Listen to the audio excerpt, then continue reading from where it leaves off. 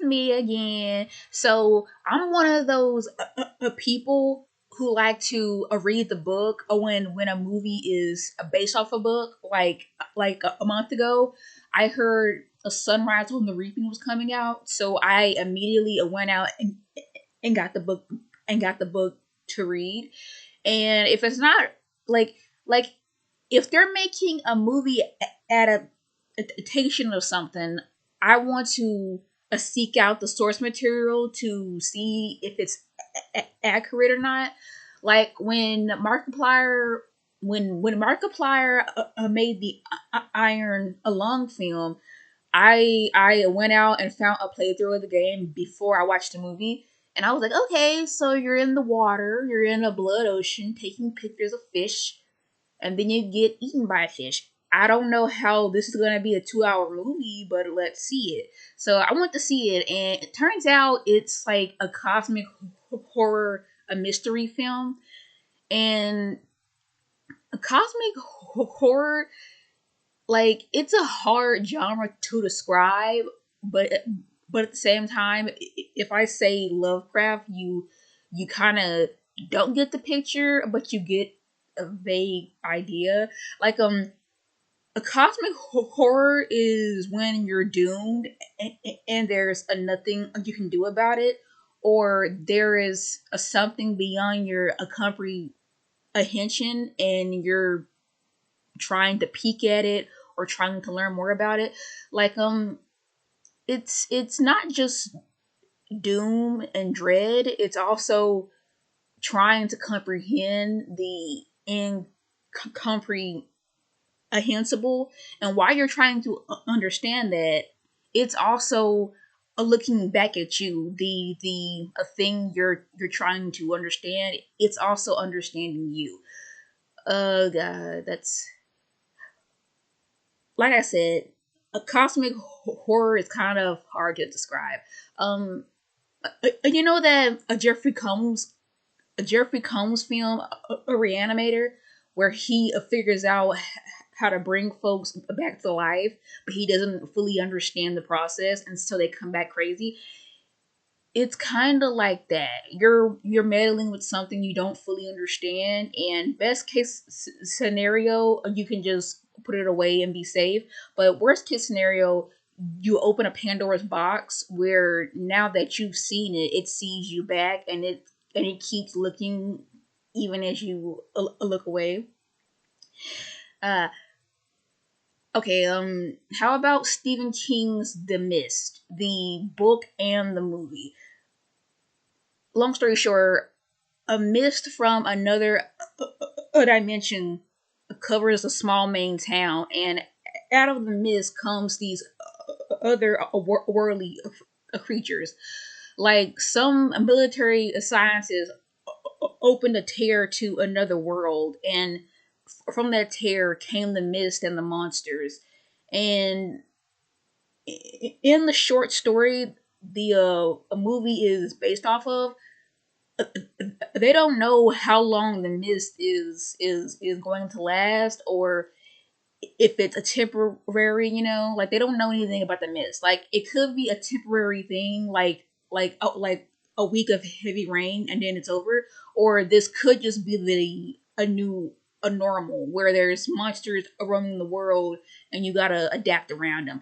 They don't know, and the story just ends there, and it's very ambiguous and they don't know what's going on, and it's a little scary because you're trying to navigate and you can't, it's cosmic, it's beyond your understanding, and that makes it scary.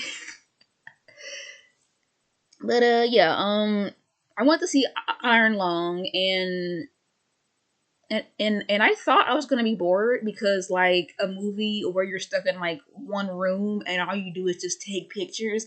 I'm like, that's gonna be boring.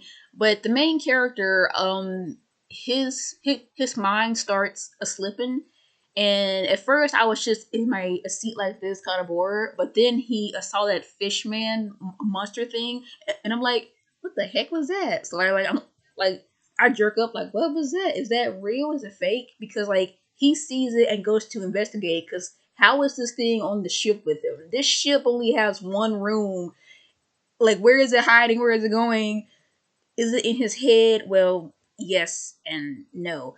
Like, the deeper he goes into the blood ocean, the stranger things become, and he starts to hear voices, and it's very bizarre and psychological. It's a mystery, and my mom might like it because she likes horror mysteries. But yeah, it wasn't bad for the $9.25 I paid. It was okay. Now that freaking popcorn, I had a small bucket. It was like $8, and I'm like, dang, I shouldn't have bought this popcorn.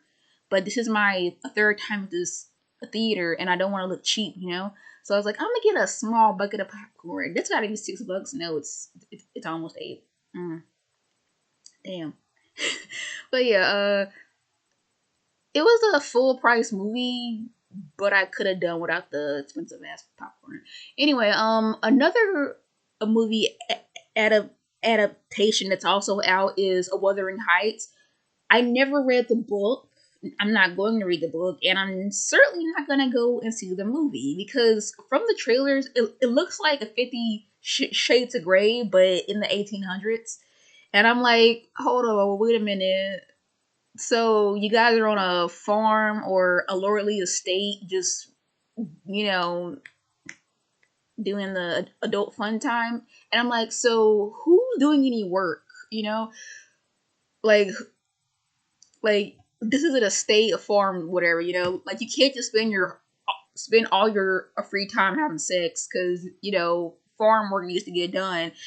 But yeah, apparently the A Wuthering Heights novel is like a romantic tragedy where the woman marries the wrong guy, and she's like, I want to be with this other guy, but I can't, and now I'm with this my husband, and I can't cheat on him because it's the 1800s, and she wants to be a good wife. This isn't a a lady a Chatterley's lover here. It's she wants to be a good wife, but she also wants to follow her heart and be with this guy, but she can't and he can't, and it's so tragic and romantic. But the movie said, "Fuck it, we're going all in." There's gonna be some kinky stuff, and I'm just like, wow, that trailer looks so not what I'm into. Great. Yeah.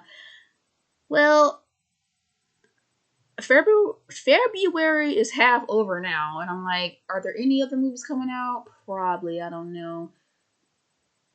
Either way, I don't care. I saw one or two movies this month, and I'm done now. Now I'm trying to get my taxes filed, and I can't do that until I get this IP pin thing. And I didn't need one last year, but now I need one.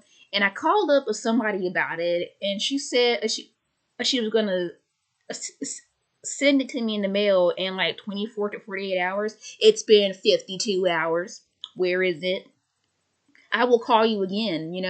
And I understand that the IRS is understaffed because they keep getting funding cuts, which is why the wait times are so long and why they automate everything because they don't have enough people.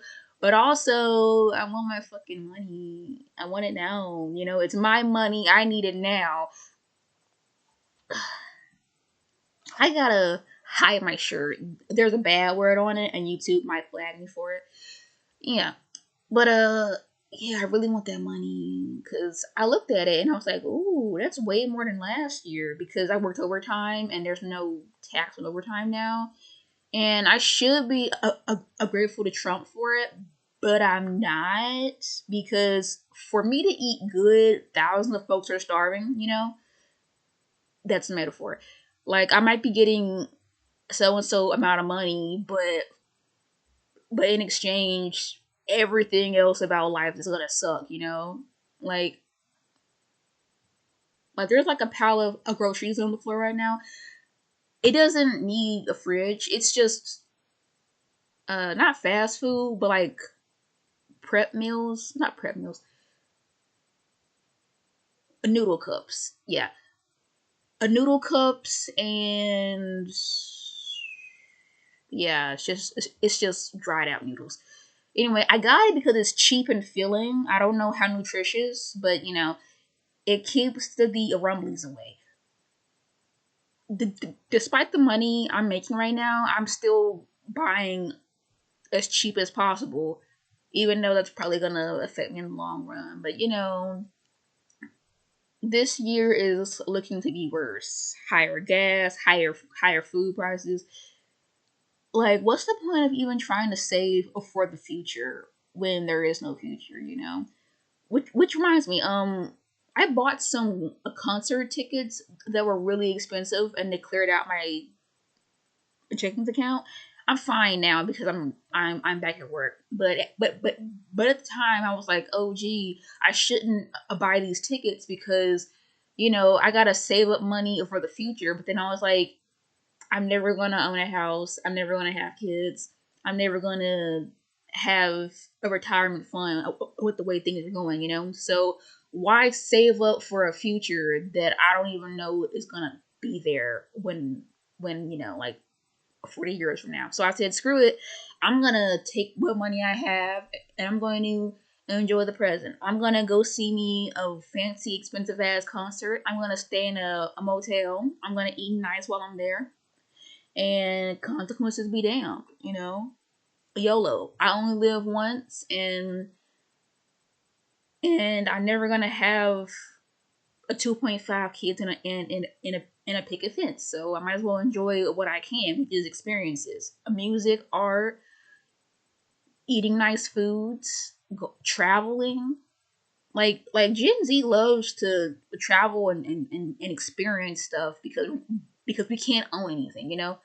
We're not gonna own anything but our own experiences and memories. So let's make a lot of experiences and memories.